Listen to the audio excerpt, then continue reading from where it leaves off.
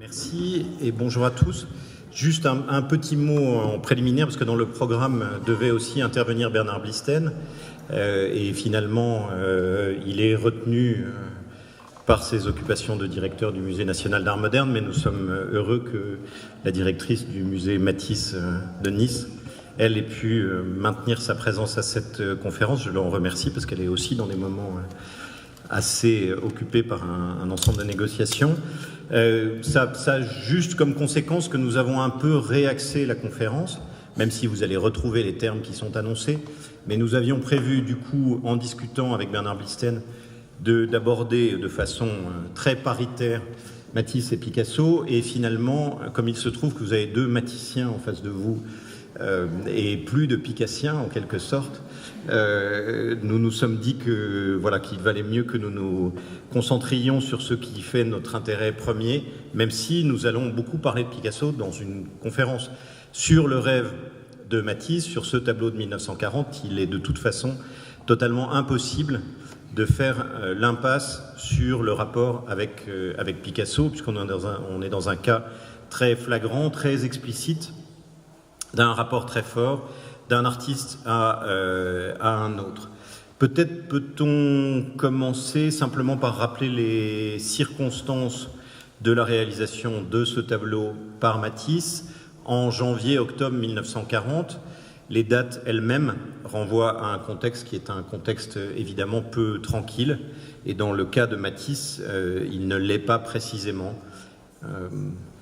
On n'a pas décidé avant comment on se répartissait la parole. Donc Oui, donc en janvier, donc vous remarquerez quand même que c'est assez long comme temps de réalisation, mais en réalité il le commence en janvier, et ensuite il revient sur Paris en avril, et là il reste à Paris au moment de l'Exode, et évidemment il lui faut un certain temps avant de revenir à Nice, et c'est à ce moment-là, en octobre 40, qu'il va achever le tableau.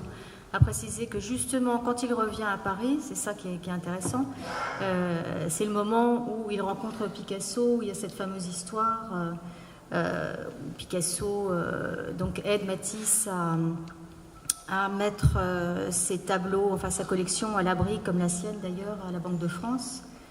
Voilà, il y a tout ce contexte historique évidemment qui est très présent, et qu'il ne faut certainement pas oublier dans le cas de Matisse, qu'on a beaucoup tendance à extraire de l'histoire, enfin à mon sens, et qu'il faut réintégrer au contraire dans le cours de l'histoire auquel il participe d'une manière très différente de celle de Picasso.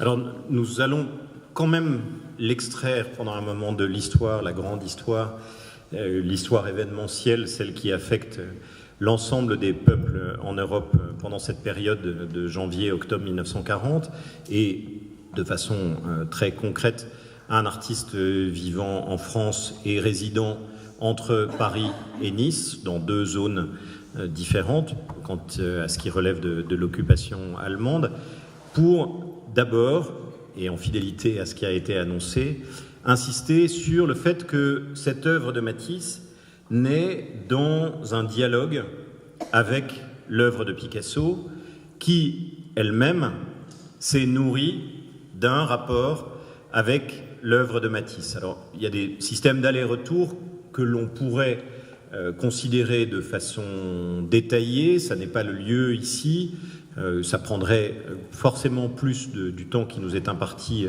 pour cette conférence, pour regarder comment on a une sorte de pas de deux entre Matisse et Picasso sur un même thème, avec des échanges formels, des moments où Matisse fait du Picasso, où Picasso fait du Matisse. Et pour résumer en quelque sorte la situation dans laquelle on se trouve en 1940, sans doute faut-il remonter jusqu'en 1931-1932 chez Picasso. Quand Picasso, en 1932, il y a eu récemment une exposition au musée Picasso à Paris sur l'année 1932 qui a permis de voir mois après mois, semaine après semaine, ce que Picasso fait pendant cette année, et on voit effectivement très fortement cette concentration sur un certain nombre de thèmes. Pendant cette année 1932, Picasso traite de façon privilégiée du thème de la femme nue ou habillée, mais plus souvent nue, allongée, dans un fauteuil avec des éléments décoratifs, des miroirs et d'autres, qui sont en partie sur le thème du rêve ou du sommeil, en tout cas de la femme disponible pour un regardeur, ne s'adressant pas à ce regardeur, ne se confrontant pas à lui, ce qui est souvent le cas des modèles féminins chez Picasso, avec un corps qui est un corps tout en courbe, comme vous pouvez le voir sur ces deux exemples, beaucoup moins déstructuré que dans les œuvres qui précèdent immédiatement et que dans celles qui suivront, avec une sorte de sensualité de la manière dont l'artiste retrace le corps féminin et dont du coup il invite le spectateur à le retracer également, d'autant plus facilement, en tout cas pour un spectateur masculin, que le modèle est endormi et ne risque pas de gêner cette perception. Et traditionnellement, on dit que cette manière de Picasso, cette volonté de se placer sur ce terrain, est une réponse à ce qu'il vient de voir en 1931, pendant l'été 1931, c'est-à-dire une exposition de Matisse, qui est une exposition rétrospective de Matisse, qui, dans sa version parisienne, aux Galeries Georges Petit, est une exposition qui se concentre sur la production des années 1920, qui ne montre pas seulement des œuvres des années 1920, mais qui notamment montre des odalisques, dont ce tableau qui a beaucoup fait parler de Matisse récemment, pour des raisons qui ne sont pas forcément des raisons artistiques. Tu reprends ? Puisqu'il a fait un record. J'ai aucune idée du prix, moi. Non, ce qui est intéressant quand on voit ce tableau, c'est que qui figure donc à l'exposition 1931, qui est une exposition rétrospective de Matisse à Paris. Donc c'est une première déjà. C'est la première grande exposition rétrospective avec un catalogue qui est fait par les cahiers d'art revue dans laquelle Picasso publie très régulièrement. C'est intéressant quand même de le savoir. Et cette exposition, pour Matisse, il la vit comme... bien sûr, c'est un grand succès parce que ça couronne, c'est une sorte de point d'orgue de toute sa production des années 20, donc de toute la période qu'on appelle la période de Nice, la période niçoise, avec toutes les odalisques. Ça, ce sont les visiteurs de la salle de bal, mais... C'est bien. Et c'est intéressant parce que 1931 et cette exposition, c'est vraiment un moment clé pour Matisse parce que c'est une exposition rétrospective, d'accord, mais rétrospective, donc ça montre essentiellement des œuvres des années 20. C'est une exposition qui est faite par la Galerie Bernheim-Jeune, qui est sa galerie pendant toute cette période, pendant les années 20, les années 30. Et à ce moment-là, parallèlement aux États-Unis, qu'est-ce qui se passe 1929, c'est le début du MoMA, et 1931, c'est aussi le moment où Alfred Barr va organiser sa première exposition au MoMA, qui sera celle de Matisse. L'exposition au MoMA suit de très peu de temps celle de la Galerie Georges Petit. Ce sont deux expositions radicalement différentes. Celles de Georges Petit, ce sont essentiellement donc des odalisques, comme je disais, alors qu'au MoMA, Barr va justement se concentrer sur les œuvres de la période dite expérimentale, donc la période d'avant 14. La leçon de piano, les Marocains, voilà ce type de pièces qu'on connaît d'ailleurs assez peu en France.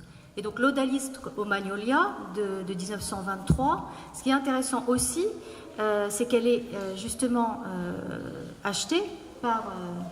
l'un déjà, je pense qu'il est déjà trustees du MoMA à cette époque, donc David Rockefeller. Voilà, donc c'est tout à fait caractéristique de cette période de production. Alors évidemment, Picasso voit à ce moment-là ce que fait Matisse et il va y répondre tout de suite avec sa production de l'année 32 qu'on a vu magnifiquement rassemblée au musée Picasso cette année. Alors, ce qui est vrai, c'est qu'il me semble qu'il y répond en quelque sorte en disant à Matisse « Je vais me placer sur ton terrain et je vais te montrer que sur ton terrain, je suis meilleur que toi. Que si je traite du même thème, alors c'est traiter du même thème, jeune fille allongée, ou dans un fauteuil, ce qui est le cas de nombreuses odalisques de Matisse.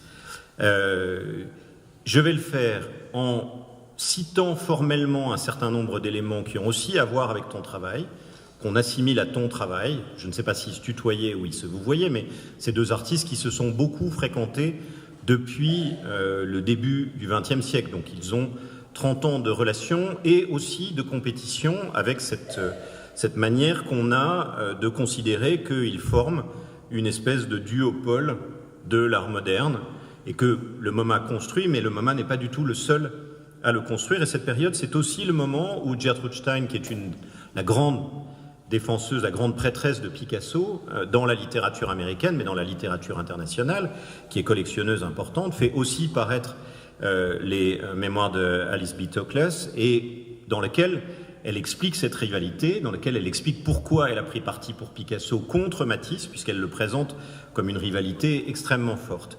Donc il y a un jeu constant entre les deux artistes, et de façon très explicite, Picasso se situe exactement sur le terrain de Matisse.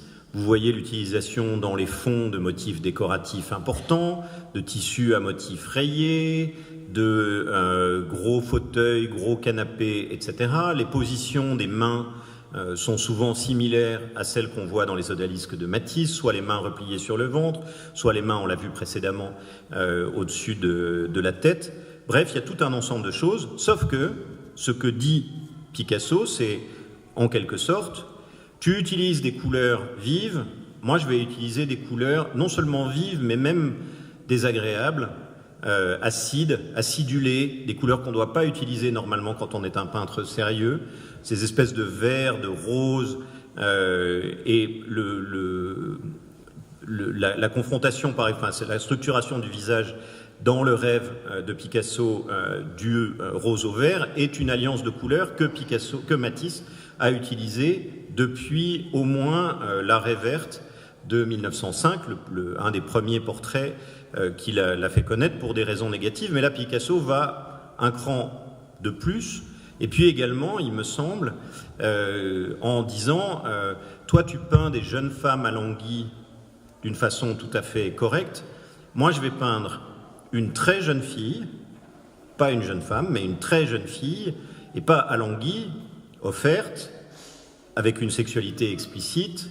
Donc, je vais rendre explicite tout ce que toi, tu laisses dans l'ombre pour passer pour un bourgeois bien installé, puisque c'est l'image que Matisse veut se donner. Il y a cette phrase d'une interview dans les années 1910 dans laquelle il parle à une journaliste américaine, Clara McChesney, en lui disant « Dites bien au public américain que je suis un bon bourgeois qui aime sa famille et ses enfants, qui va faire des promenades à cheval, etc. » Enfin, je crois qu'elle en parle dans l'article, peut-être qu'elle ne le dit pas dans l'interview lui-même, mais on a des images de Matisse de ce point de vue-là, alors que Picasso, lui, joue exactement l'inverse. Donc on est là, sur ce terrain de confrontation, avec cette espèce de rapport au thème du rêve sur lequel on va revenir un peu plus tard dans notre discussion, mais qui lui est un thème peut-être problématique par rapport à cette confrontation, mais une confrontation très très directe entre, en tout cas,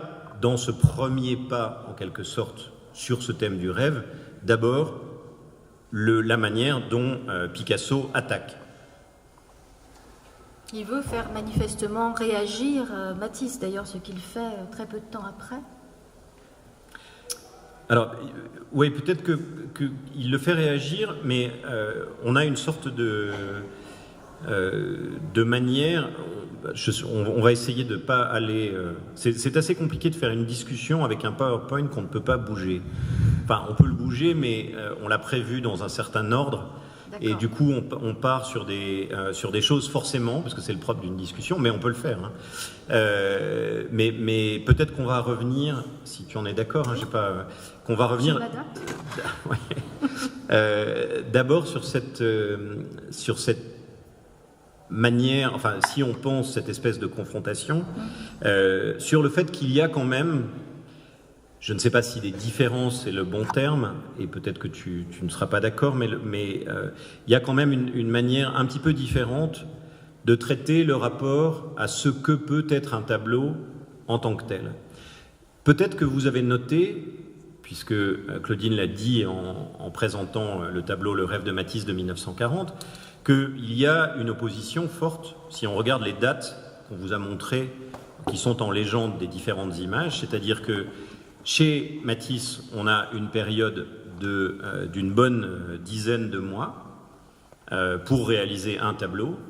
Chez Picasso, on a de très nombreux tableaux qui sont datés d'une seule journée, mais qui sont parfois réalisés dans une seule journée ou dans 2 journées. Il y a une sorte de frénésie, et ce que nous vous montrons là, ce que nous avons montré depuis tout à l'heure de Picasso, ça n'est qu'une toute petite partie, et on le voyait dans l'exposition 1932, des œuvres que peint Picasso sur ce thème de la jeune fille ensommeillée dans un fauteuil ou dans un lit. Matisse, lui, procède de façon un petit peu différente, et le tableau sur le rêve n'y fait pas exception. Alors, ce travail, alors, je ne sais pas si on peut vraiment opposer ou les différencier par rapport à la durée de réalisation ou au temps de réalisation. En tout cas, dans le cas de Matisse, il est certain que la durée elle-même est un outil, c'est-à-dire qu'il utilise la durée comme un outil de création. Et ça, depuis le début de son œuvre. Et pas seulement au moment du rêve. C'est-à-dire qu'on a toujours 2 temporalités. Il y a eu cette très belle exposition sur les paires. Donc la question de la paire, en fait, le reflète assez bien. C'est que souvent, on a un tableau qui est réalisé sur une durée très courte et son pendant, là, son compagnon, qui est réalisé au contraire beaucoup plus en revenant toujours sur la même toile. D'accord ? Alors, ce système, quand c'est une même toile, donc je reviens dessus, j'ajoute, je retranche. Dans le cas du rêve, ce qui est nouveau à cette période-là, c'est qu'au lieu de superposer des couches, donc d'oblitérer, il va effacer. Et donc, pour pouvoir avoir en main ou à l'esprit justement cette durée de réalisation, au niveau visuel et donc spatial, il va faire des photographies d'état. Voilà. Et ça, évidemment, il sait très bien que Picasso le sait. C'est assez intéressant parce que quand on se plonge dans les échanges entre les 2 artistes, on voit que dans les années 30, au moment où Matisse va commencer à utiliser et surtout à publier ses photos d'état, dont celle de la danse, c'est le moment où Picasso va aussi travailler justement sur cette question de l'état, mais lui à travers plus une production en gravure. Et il y a un échange, je me dis, je ne sais plus exactement quelle série de gravures de Picasso, mais Matisse est conscient que Picasso l'a regardé, et quand il fait le rêve, donc les photos d'état, c'est quelque chose qui vont être très rapidement connues et publiées dans des revues ou des supports qui sont les mêmes supports qui publient aussi les œuvres de Picasso, c'est-à-dire très précisément les cahiers d'art. Donc ça, je trouve que c'est quelque chose d'assez fascinant. C'est quelque chose qui les fascine en fait tous les deux, cette question de la durée dans la représentation, même si peut-être que Picasso, peut-être c'est quelque chose qu'il va réaliser sur des différents supports, plus que sur une même œuvre. Alors, ce qui me frappe en revoyant ces images des différents états du tableau Le rêve de 1940, et il en va aussi de même si on regarde, mais peut-être un peu moins, si on regarde les différents états d'une précédente version de ce thème en 1935, ce qui me frappe, c'est à quel point on a reconstruit, là nous venons de reconstruire une espèce de dialogue Matisse-Picasso, dans lequel, évidemment, si on part du résultat final du tableau de Matisse, on peut y voir un certain nombre de caractéristiques qui sont des caractéristiques qu'on pourrait appeler picassiennes, dans lesquelles il a des choses qui ne sont pas habituelles forcément dans son travail auparavant. Mais si on regarde les états précédents, pour ce tableau-là, on se rend compte qu'il est parti tout à fait d'ailleurs. Et que, sans doute à la différence de Picasso, c'est une hypothèse que j'émets, et peut-être que tu n'es pas d'accord du tout, hein, mais sans doute à la différence de Picasso, il ne trouve Picasso qu'en chemin. C'est-à-dire qu'il n'est pas dans une réaction, en tout cas pas à ce moment-là, il n'est pas dans une réaction stricte à ce que Picasso a pu faire auparavant. Je le dis parce que il y a eu une exposition et un livre sur ce sujet du rapport entre Matisse et Picasso. Il y en a eu plusieurs. Mais l'exposition, et je pense que sur ça on est absolument d'accord, et le livre qui est fondamental, c'est l'exposition qui n'a pas eu lieu à Paris, qui est l'exposition qui a eu lieu à Fort Worth, au Texas, donc, que pas grand monde n'a vu malheureusement, avec, dont le commissaire était Yves-Alain Bois et qui est accompagné d'un catalogue. Et dans ce texte, ce que cherche à faire Yves-Alain Bois, c'est à montrer cette espèce de mano à mano de Matisse et Picasso pendant l'ensemble de leur carrière, et pas de présenter une espèce de trajectoire générale. Ce qui l'intéresse, c'est comment les œuvres naissent. C'est la génétique des œuvres, et c'est cette manière dont le dialogue entre deux artistes produit un certain nombre d'œuvres. Pas le dialogue, pas la confrontation entre les deux artistes comme sujet en tant que tel, qui était plutôt le sujet de l'exposition Matisse-Picasso, qui a eu lieu au MoMA de New York, à Paris au Grand Palais et à la Tate à Londres, avec comme commissaire parisien Anne Baldassari pour Picasso et Isabelle Monofontaine pour le Musée national d'art moderne. Très bonne exposition par ailleurs, mais qui ne posait pas ces problèmes.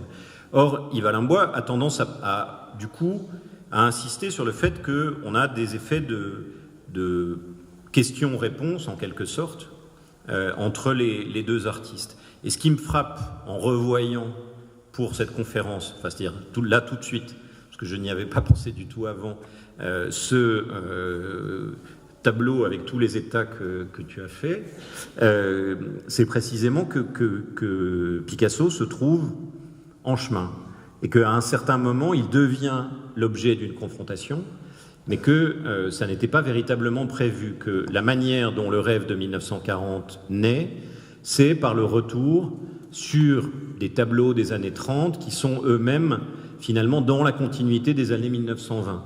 Et que dans ce cas-là, on a une disruption très forte qui se produit aux alentours, on va dire, du 10 jours à peu près après le début du tableau, peut-être même un petit peu après, et avec une disruption encore plus forte après l'interruption du printemps, où vraiment on a une chose qui repart à zéro. Et peut-être qu'un des éléments qui est important ici, ça serait c'est aussi une autre hypothèse, ça serait une convergence entre le thème même du rêve, qui est une forme de suspension du temps, et la manière de travailler sur ce tableau en particulier. Peut-être que c'est n'importe quoi ce que je viens de dire, mais je suis navré. C'est le principe de ce genre de discussion, c'est d'émettre des hypothèses et de se sentir libre de le faire, même en public. Enfin, en tout cas, moi, j'ai l'impression qu'on peut le faire, que ça n'est pas comme dans un texte. Voilà, il ne faut pas que ça s'ébruite que j'ai dit une bêtise pareille, si c'est une vraie bêtise. Et j'attends simplement que ma camarade me châtie pour ce que je viens de dire, mais... Non, je pense que c'est assez juste. De toute façon, il y a toujours un moment... Matisse dit que le modèle est un tremplin, donc j'aime bien cette expression. C'est-à-dire que tremplin, ça veut dire qu'il y a un moment où on va partir sur autre chose. C'est-à-dire qu'en plus, il commence avec un modèle. Au tout début, on ne le sait pas, mais moi je le sais. En janvier, c'est un modèle, et quand il revient en septembre, c'en est un autre. C'est pas le même. Donc il y a quelque chose qui a basculé. Et ce qui m'intéresse, mais ça correspond à ce que tu viens de dire, c'est-à-dire qu'il y a eu un moment de basculement. Et c'est souvent comme ça, en fait, chez Matisse, quand on a un tableau qui se travaille sur la durée, il y a un moment donné où ça bascule. Et ce moment où ça bascule, c'est le moment où ça va rentrer dans ce que Rémi Labrusse appelle le décoratif, mais que finalement, on pourrait appeler de toutes sortes d'autres noms. Mais décoratif au sens pictural du terme, c'est-à-dire qu'on va rentrer vraiment dans une occupation de la surface qui est différente, où il n'y a pas du tout cette notion de profondeur ou de détail qu'on voit dans les premiers états, d'accord ? Mais ce qui est intéressant, c'est que aussi ce basculement, il correspond aussi à... le décoratif, c'est pas simplement une occupation de l'espace, c'est aussi... qu'on rentre dans le champ de la mémoire, du psychisme. C'est souvent ça. C'est-à-dire que ce moment de basculement, c'est ça. C'est le moment où il dit « je suis conduit, je ne conduis pas ». C'est ce qu'il va mettre au point en 1942 avec les thèmes et variations, qui est pour moi une méthode de l'automatisme, qui fascine d'ailleurs complètement à ce moment-là les milieux surréalistes, et évidemment aussi Picasso sûrement. C'est ce moment où il y a une sorte d'abandon, et cet abandon, ça se formule très clairement dans une autre approche complètement différente de la figure et de l'espace. Alors, juste en reprenant sur Matisse Picasso, je réagis juste à ce que tu viens de dire en disant que, alors je vais parler en son nom, mais tant pis, et donc je vais déformer ses propos forcément, mais qu'au moment où j'avais discuté avec Bernard Blisten de son invitation ici, il m'avait dit je voudrais bien venir parler de ça, parce que s'il y a une chose que je déteste, et chez Matisse et chez Picasso, c'est ces tableaux de jeunes femmes alanguies et disponibles pour les prédateurs mâles. C'est absolument insupportable, on ne peut plus regarder ça aujourd'hui. Donc, bon, il n'est pas là, mais je trouve ça effectivement intéressant par rapport à ce que tu viens de dire, parce que c'est une dimension qui existe, qu'on le veuille ou non, dans ses œuvres, c'est-à-dire que, et chez Matisse et chez Picasso, cet objet-là, de la personne qui rêve, mais qui est évidemment l'objet d'un certain rêve de la part de l'artiste, c'est effectivement une femme, et pas un objet, précisément. Enfin, c'est-à-dire que ça en dit quand même relativement long. Peut-être juste... on va terminer avec cette espèce de jeu de ping-pong pour aborder d'autres questions. On sait quand même qu'il y a une réaction très directe de Matisse à Picasso, qui est le fait que Matisse vient voir une exposition de Picasso, où une œuvre de Picasso qui s'appelle La Muse est présentée, une exposition qui s'appelle Les créateurs du cubisme, qui a lieu au printemps 1935, et que tout de suite, en rentrant à Nice, il entreprend le rêve. Et donc là, on est dans un dialogue très direct, et un dialogue qui se poursuit, puisque Picasso reprend le motif isolé dans son propre tableau, enfin le motif qui était dans son tableau La Muse, pour l'isoler et le mettre dans la même position que celui du tableau de Matisse, en plus en mettant derrière des persiennes, ce qui est un thème matissien par excellence. Et donc on a là un jeu très, très direct qui est en gros allé de la toute fin de l'année 1931 avec La femme aux cheveux jaunes, mais qui pourrait aussi s'appeler Le rêve de Picasso, jusque au rêve de Matisse. Ce que je propose qu'on fasse maintenant, ou que tu fasses, c'est un parcours dans le thème du rêve chez Matisse. C'est-à-dire que je crois que ce qui est important, s'il y a ce dialogue, c'est aussi un dialogue interne à l'œuvre de Matisse, et que ce thème ne naît pas uniquement de la confrontation avec Picasso, qu'il préexiste chez Matisse, peut-être et c'est ça la question que je pose d'une certaine façon, peut-être dans la continuité, dans un héritage du symbolisme venant de la fin du XIXe siècle, qui est le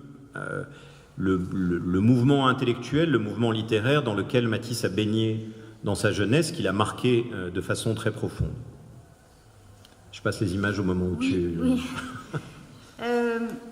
Oui, parce que ça sera un petit peu, quand tu m'avais parlé justement du sujet Matisse-Picasso et de ce que tu disais, Bernard, c'est-à-dire, oui, peut-être que finalement Matisse ne fait que répondre à Picasso. Je pense que de toutes les façons, ce dialogue, en fait, il est beaucoup plus complexe que simplement tu fais quelque chose, je te réponds en faisant autre chose. Bon, ça, le livre d'Yvalin l'explique assez bien, mais c'est d'une telle complexité, je pense que même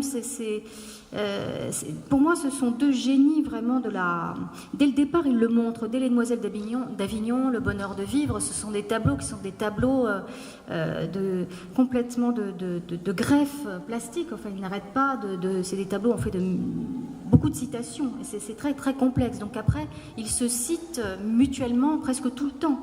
au point même où aujourd'hui, j'imagine, là on prépare une exposition pour cet été sur Matisse et Picasso, et en y travaillant, j'ai réalisé à quel point ce dialogue était difficile à percevoir. Je pense qu'eux-mêmes, peut-être il y a des choses qu'ils faisaient inconsciemment. Voilà, c'est-à-dire que Picasso peut faire du Matisse inconsciemment. Il le dit, hein, d'ailleurs, j'ai jamais été autant Picasso que quand je fais du quelqu'un d'autre. Ça, je trouve ça assez intéressant comme moyen de création et de réflexion sur la création. Donc si on revient sur le thème du rêve dans l'œuvre de Matisse, en fait, il arrive assez tôt, quand on y prête attention, avec par exemple un tableau comme La Sieste, intérieur à Collioure, qui représente en fait sur un mode presque gauguinien, l'idée donc d'un... Certes, c'est un intérieur qui est aussi un sujet éminemment matissien, mais c'est un intérieur qui est autant halluciné que réel. C'est-à-dire qu'il est halluciné à travers et imaginé à travers justement ces couleurs et à travers, on pourrait imaginer que c'est le rêve de la figure endormie qui fait la sieste. On a peu abordé cette peinture de cet angle-là, mais je pense que c'est pas exclu. Surtout qu'à ce moment-là, le bonheur de vivre qu'il réalise alors, on ne sait pas si ce tableau est daté de l'été 5 ou de l'été 6, ça peut bon, moi je crois que c'est plutôt l'été 6, et c'est donc après le bonheur de vivre. Et le bonheur de vivre est un tableau où la ronde centrale, la manière dont tout est peint, même la manière dont les couleurs sont placées dans cette composition, et on le sait, un tableau hypnotique, un tableau presque psychédélique. Donc là, c'est quelque chose qui va reprendre, et tout est dans la rotation des plans de couleurs, et toute cette fantasmagorie, elle vient par la couleur. Ce qui renverrait d'une certaine manière aux oubliettes une idée dans laquelle on a grandi dans le rapport à Matisse, qui serait l'idée que ce qu'il fait, c'est de la peinture fermée sur elle-même, et que c'est ça qui le conduit à un certain moment à utiliser certaines couleurs, etc. Toi, tu le vois comme étant plus lié à cette forme d'hallucination venant du symbolisme. Et c'est évidemment une perspective qui changerait assez fondamentalement, si on la développe complètement, l'approche même de la naissance du fauvisme. Si la naissance du fauvisme, c'est d'abord de l'hallucination, et pas le maniement des couleurs comme des bâtons de dynamite, et le respect absolu des demandes de planéité, d'absence de contenu iconographique trop fort, etc., ça conduit à des perspectives un petit peu différentes sur Matisse, me semble-t-il. Oui, on en a déjà, enfin ça a déjà été dit, enfin... on est complètement là dans un autre type d'approche qui a été d'ailleurs, déjà du côté américain, la perception de ce qu'a pu être le fauvisme est assez différent. Oui. Donc on est beaucoup plus effectivement dans quelque chose qui serait post-symboliste, même si on observe le milieu dans lequel est inscrit Matisse à ce moment-là. Voilà. Mais post-symboliste, à ce moment-là, post-symboliste halluciné. Oui. Mais halluciné, pas post-symboliste tranquille. Oui, mais on essaye de continuer sur le... Oui, bien sûr. Parce que, en fait, je voulais faire je trouve aussi que Matisse est intéressant quand on se penche sur l'œuvre, mais toujours avoir à l'esprit cette question de la durée. Et même imaginer une œuvre comme celle du rêve qu'on a vue en 1940, il l'a fait en ayant à l'esprit évidemment le Luxe 1, qui est toujours un tableau qui est toujours dans sa collection en 1940. Donc, quand on voit cette figure qui est repliée sur elle-même, qui a quelque chose de très, c'est une forme presque biomorphique. Il y a cette côté, le rêve chez Matisse, ou cette idée du rêve, elle est souvent liée quand on travaille sur le rêve, sur l'inconscient, sur tout cet aspect-là. C'est lié à l'univers biomorphique. Et ça, je crois que c'est aussi très inspiré et très pris dans le contexte, non pas de Gustave Moreau, mais plus de Redon, qu'il connaît et qu'il fréquente, rappelons-le, dès 1898. C'est intéressant. Mais du coup, sur un mode, quand tu dis biomorphique, c'est sur le mode de retour aux origines, d'un temps hors du temps, d'un temps hors du conflit. Oui, bah là on voit bien que ce tableau, le luxe, est une évocation à la fois du classicisme, parce qu'il y a beaucoup de choses dans ce tableau, on pourrait en parler pendant 1 heure, on le fera peut-être une autre fois, mais il y a à la fois la question évidemment du primitivisme, avec cette grande figure centrale, mais sur laquelle il y a une greffe, il arrive à ce moment-là, comme Picasso d'ailleurs, à mettre cette greffe primitive sur une représentation classique. Il n'y a pas beaucoup d'artistes à ce moment-là qui arrivent à le faire. C'est-à-dire que le luxerin, le nu bleu, les 2 négresses, c'est ça. Mais c'est aussi, quand on regarde cette figure qui est assez énigmatique et qui va encore revenir avec les baigneuses à la tortue en 1908, les joueurs de boules en 1910, et puis magistralement avec la danse et la musique, quel tableau complètement...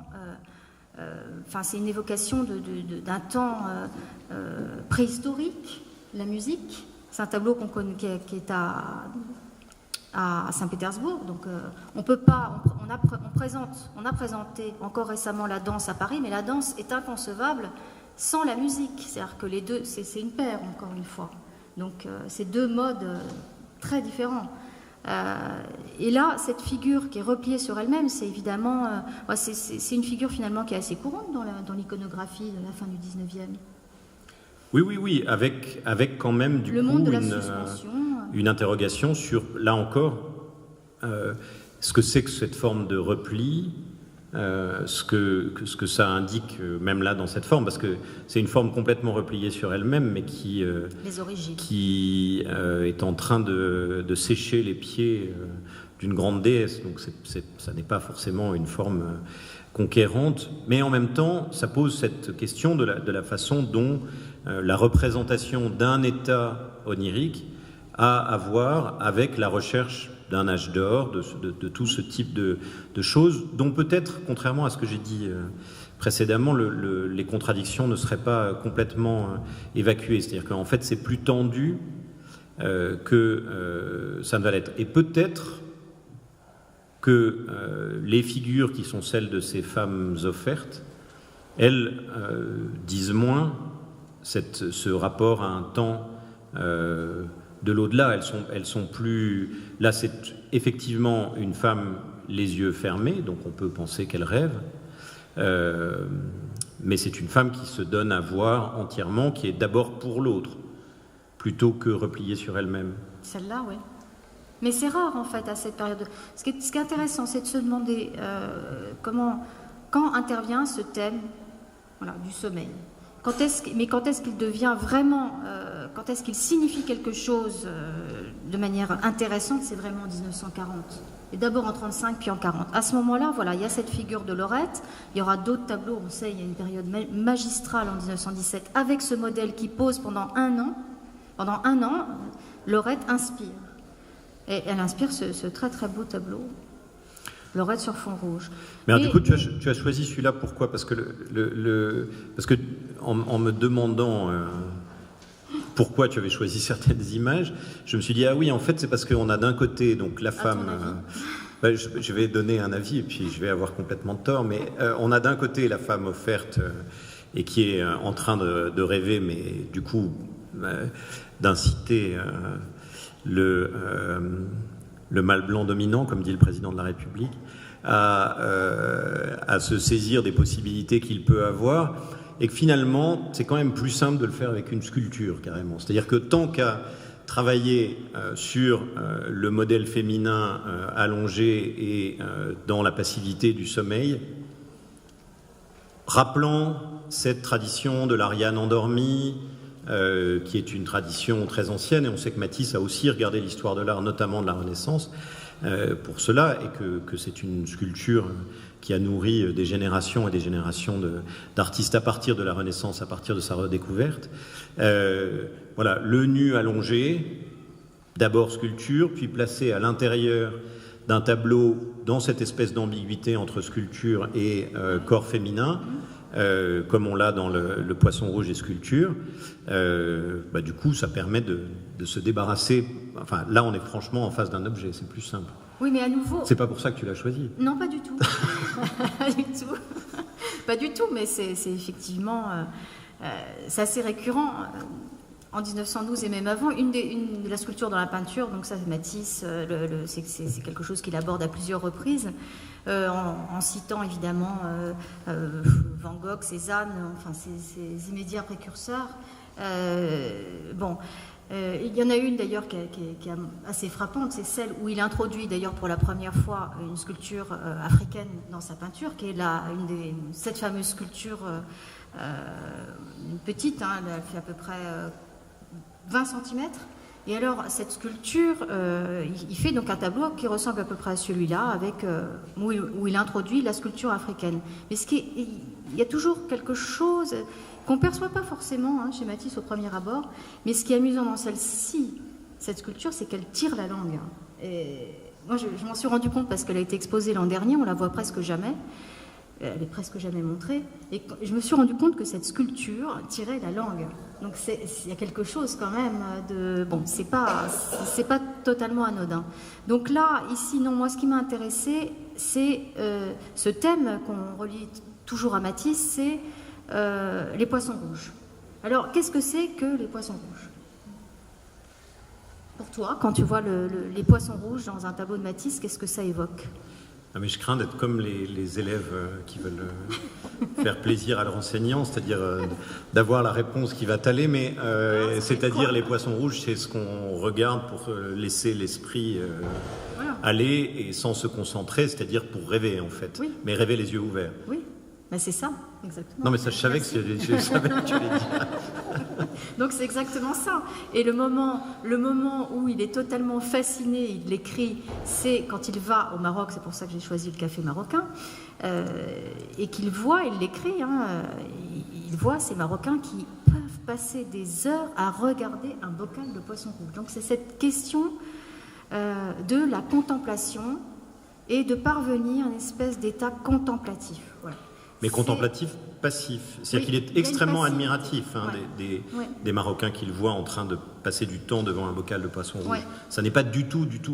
il faut le dire parce que c'est pas critique. La question du rapport au milieu colonial est évidemment importante. Elle a conduit à révisiter une partie des tableaux marocains. Mais en l'occurrence, ce dont on se rend compte aussi, c'est qu'il y a une forme de nourriture spirituelle que Matisse trouve dans le séjour au Maroc et que, par exemple, cette histoire de la contemplation du bocal de poisson rouge, c'est quelque chose dont il va faire son miel. C'est-à-dire que pour lui, ils ont gardé ils mettent en acte quelque chose que l'homme contemporain européen a complètement oublié et qui est pourtant essentiel. Voilà, et qu'il va retrouver aussi à ce moment-là dans une sorte de pratique qu'il va cultiver je reviens en arrière. Oui, je veux bien avec ça. Qui est une sorte de pratique zen. Mais c'est quelque chose dont il parle beaucoup. On connaît peu ces choses-là, mais c'est assez fascinant de voir que quand il va travailler en fait avec des techniques, par exemple à travers le dessin, des techniques de répétition, où il va répéter, de manière à s'absorber, voilà, dans une sorte d'état. Donc c'est une sorte d'auto-hypnose en fait. Voilà. Et, les poissons rouges, c'est une évocation une sorte de métaphore de cette sorte de transe. On pourrait aussi appeler ça comme ça. D'ailleurs, Picasso parle aussi de transe quand il peint ou quand il crée. Et ce qui est intéressant, donc je reviens à ce que je disais tout à l'heure, c'est que ce basculement dans cet état de la rêverie est ce qui permet d'arriver aussi à la dispersion. Et donc de perdre une sorte d'attache, qui est une attache qui est celle de l'équilibre, de la représentation, de la pondération, pour arriver dans un espace complètement décoratif. Donc ça, c'est un des grands tableaux décoratifs de la période 1911-1913. Et donc le thème perdure. Donc après, il y a un retour, voilà. Assez rarement, mais quand même de manière récurrente. Là, on est plus dans le poisson rouge. Donc le bocal, d'ailleurs, la forme du bocal, parce que là, on n'a pas eu la diapositive de poisson rouge et palette de 1914, qui est complètement incroyable comme tableau, qui est au MoMA où on est beaucoup plus dans la période expérimentale. Et après, on retourne sur un mode. Donc tu parlais de bourgeois, bon, oui, mais quand même c'est ce thème du modèle qui va être toujours dans une posture, souvent d'ailleurs dans une posture, elle n'est pas complètement, même quand elle dort, voilà, ce que je voulais dire avec les poissons rouges, c'est qu'elle est dans l'absorbement.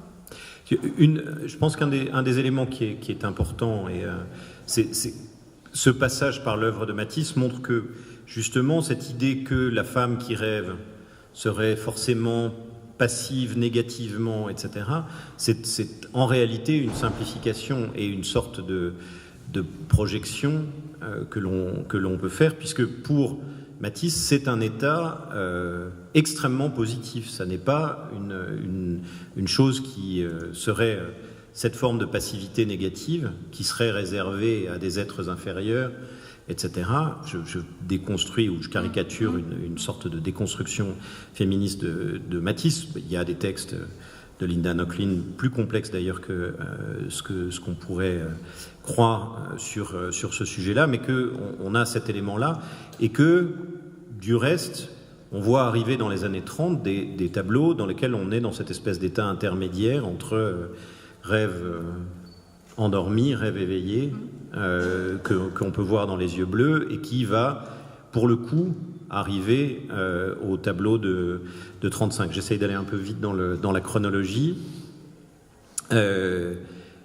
Avec La nature morte à la dormeuse, qui est en fait... Alors, est-ce que c'est la source ou est-ce que c'est en parallèle du rêve de 1940 ? Il peint d'abord La nature morte à la dormeuse, et juste après, il commence le rêve. Et on comprend bien que le rêve, au départ, est une sorte de version verticale de La nature morte à la dormeuse. Ok, je pense que ça commence comme ça, et après on part complètement sur autre chose. Mais au départ, il ne sait pas qui va arriver à la version. C'est ça qui est... Il y a une sorte de saut dans l'inconnu. Et ce qui m'a intéressé là dans ce rapprochement, c'est que finalement le rêve, Isabelle Monod-Fontaine a publié un très très beau texte sur ce tableau, et elle fait un parallèle avec Les ailes du papillon, qui est aussi un parallèle que fait Yves Alain Bois quand il parle de la serpentine, la sculpture de 1909. Donc cette idée, donc quelque chose qui se déploie dans l'espace, mais en arabesque. Cette idée de l'arabesque. Et je trouvais que là, on est plutôt dans une forme qui fascine Matisse et sur laquelle il va beaucoup travailler, mais à travers le dessin, qui est celle de l'escargot. Donc l'arabesque, mais une certaine arabesque, c'est quelque chose qui s'enroule. Et l'escargot qui reprend en 1953 avec une de ses œuvres les plus abstraites. Je trouve que le parallèle entre les deux est assez frappant. Non, je suis tout à fait d'accord, mais alors, effectivement, tu as parlé d'absorbement, d'absorption sur soi, et de cette forme qui est celle de l'enroulement de l'escargot. Elle a une valeur... Enfin, ce qui semble se dessiner avec ce parcours, c'est le fait que ça a une valeur en soi, c'est-à-dire qu'il n'y a pas besoin, en fait, que le thème soit traité iconographiquement pour qu'il soit présent. Et que l'important, c'est aussi ce qu'il produit chez le spectateur. Alors c'est là où peut-être, je dirais qu'il y a une différence, parce que le tableau du rêve est un tableau très concentré, alors que l'escargot est un tableau très expansif et qui a plutôt tendance à conduire... Alors, moi, mon expérience de spectateur, donc elle vaut ce qu'elle vaut, parce qu'elle est toujours partielle et partiale, c'est plutôt que c'est un tableau qui ferait danser plutôt qu'un tableau qui ferait faire la sieste. Alors peut-être que j'exagère, et peut-être que chez d'autres ça produit un effet différent. Si tu reviens, il y a une occupation là quand même des angles. Enfin bon, là on pourrait aller assez loin dans la manière dont c'est travaillé par rapport au bord, enfin, et d'un état à l'autre, parce que c'est c'est très très subtil. Hein. Et finalement, on a peu l'occasion, enfin, justement, je rebondis, parce que si on parle de l'expérience du spectateur, est-ce que tu l'as vu ? La dernière fois que tu l'as vu, c'était probablement... En 92 ? Non, Père et Série. Ah oui, donc Père et Série. Oui. C'est la dernière fois qu'on l'a vu, je pense que... Oui. On aura, voilà, c'est un tableau qui est aussi important que la blouse roumaine, mais qu'on voit très rarement. Et je ne l'ai pas beaucoup regardé, en réalité, dans la dernière fois que je l'ai vu. Ouais. Je dois Je dois à la vérité de dire cela. Alors, juste, on voulait aussi parler de la postérité du tableau et de la manière dont il a été vu, etc.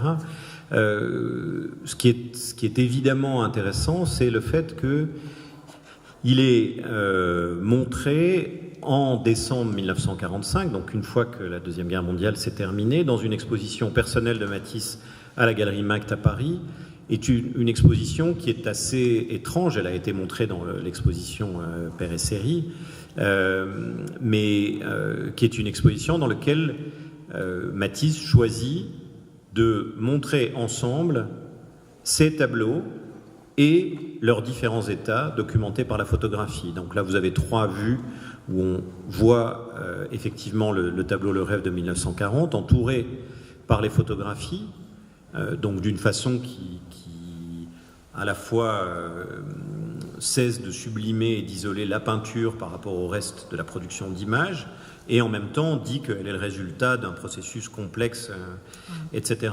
Et qu'il y a dans cette dimension, il y a un aspect très cinématographique, évidemment, de la présentation, et de cette espèce de manière, du coup, de rendre compte d'une forme de présence d'un temps complexe et d'une histoire dans une forme arrêtée. Et peut-être que là aussi, on retrouve quelque chose qui a à voir avec le thème même du tableau. Ça n'est pas le seul tableau qui fasse l'objet de cette présentation. La blouse roumaine est par exemple soumise à de la même façon, ou La nature morte au Magnolia, ou d'autres.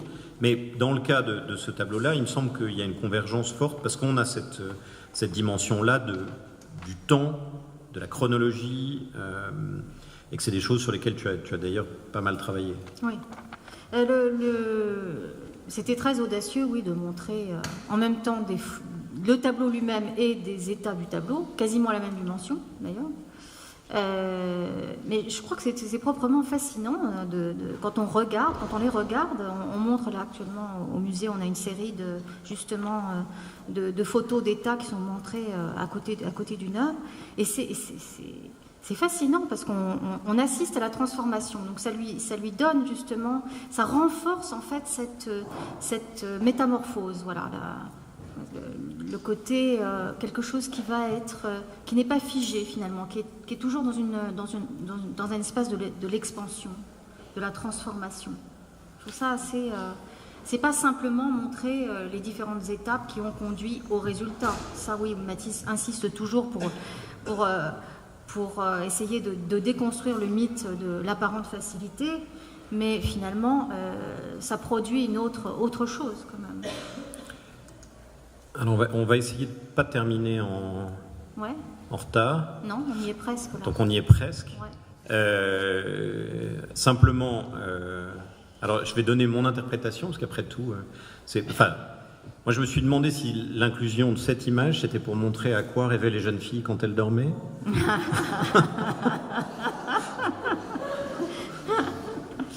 Non, c'est toujours... Pardon, c'était pas drôle. Si, c'était drôle. Ouais. Je trouve ce tableau complètement étrange. Ah ça, je suis d'accord. Ah non, c'est un des tableaux les plus extraordinaires de Matisse. Je suis bien d'accord, mais quel est le rapport exactement avec le rêve ? Quel est le rapport ? Tu vois que d'abord elle dort, c'est une dormeuse. Il n'y en a pas beaucoup finalement des dormeuses quand même. Et il est évident que quand il peint le rêve, il pense à nymphe et satyre. Donc la nymphe, il y a toujours cette question de la nymphe. La nymphe, évidemment, c'est la figure de l'abandon, aussi la nymphe qui est convoitée. Enfin, et quand Lydia Deletorskaya arrive, parce qu'en 1939, c'est pas n'importe quel moment aussi dans son existence, c'est le moment où il va se séparer de sa femme. Donc, c'est une grande étape. Sa femme Amélie, qui a passé quand même une grande partie elle est clairement et vraiment impliquée dans la création de Matisse et auprès de lui. Jusqu'à ce moment-là. Et à ce moment-là, c'est une autre femme qui arrive dans son œuvre, et c'est Lydia. Et Lydia, au début, quand elle apparaît, elle est la nymphe. C'est à ce moment-là qu'il va, comme par hasard, revenir sur ce sujet de la nymphe et produire ce tableau extraordinaire qui est à Nice, d'ailleurs, qui est La Verdure, qui est nymphe et satyre, en fait, où il revient à travers cette évocation très mallarméenne, en fait, de la nymphe. D'accord. C'est pour ça. Non, mais j'ai bien entendu. On va simplement terminer. C'était ce qui est le plus intéressant, on aurait dû commencer par là. Parce que... Bon, on s'était posé un certain nombre de questions, mais simplement par le fait que ce qui est évidemment frappant, c'est que Matisse, quand il peint ce tableau, loin d'être, est dans un moment, à la fin des années 1930, où, après avoir été attaqué beaucoup comme artiste finalement ayant pactisé avec l'ennemi, ayant été rétrograde, ayant abandonné ses ambitions d'avant-gardiste, etc., est réhabilité par quelqu'un, il n'a pas été complètement oublié, il y a Alfred Barr aux États-Unis qui le juge comme un artiste de premier plan, mais en tout cas en France, on a tendance à considérer que c'est juste un artiste bourgeois qui fait des tableaux pour les salons des collectionneurs bourgeois, etc., et que parmi les gens qui regardent sa peinture de façon extrêmement positive, ce qu'on a tendance souvent à oublier, il y a les surréalistes, et que Matisse notamment figure comme une des figures tutélaires d'une exposition qui s'appelle First Papers of Surrealism, les premiers papiers du surréalisme, qui est organisée par Marcel Duchamp et par André Breton, exilés aux États-Unis en 1942, pendant la guerre, avec précisément comme choix, et on comprend pourquoi c'est un choix pour les surréalistes, le rêve de 1940 et la publication de parties de correspondance d'Henri Matisse avec son fils Pierre, qui est aux États-Unis, qui parle du travail sur ce tableau. Et que donc il y a dans cette espèce de rivalité Matisse-Picasso où on a tendance à penser qu'il y en a un qui serait plus avancé que l'autre, on est en partie dans des renversements. Alors Picasso figure dans les figures tutélaires de First Papers of Surrealism aussi, puisqu'il est présent dans l'illustration que vous voyez à droite. Mais nous souhaitions terminer par cela, parce qu'effectivement, il faut se souvenir de ce que c'est que cette exposition. C'est cette exposition qui est mise en scène par Marcel Duchamp, avec cette œuvre, c'est cette toile d'araignée du rêve, qui est présente dans l'ensemble de la galerie. Et que c'est de cette façon-là, et peut-être qu'on peut terminer par là, puisqu'il est 15h exactement, que Matisse est regardé par des artistes américains. Et je n'avais absolument pas pensé à ça, mais il se trouve qu'il y a un tableau de Jackson Pollock dans lequel il est absolument certain que Pollock regarde Matisse et son influence. C'est ce tableau qui s'appelle en anglais « Out of the Web », qu'on peut traduire très maladroitement hors de la toile d'araignée en français, qui est un tableau où il utilise des découpages, comme il a vu Matisse le faire en 1949, et que c'est simplement la juxtaposition de la présentation PowerPoint qui produit ça, c'est assez étrange, mais que « Out of the Web », c'est hors de la toile du surréalisme picassien du Champien, comment en sortir par Matisse et par ces formes qui viennent effectivement très directement du rêve. Merci à tous.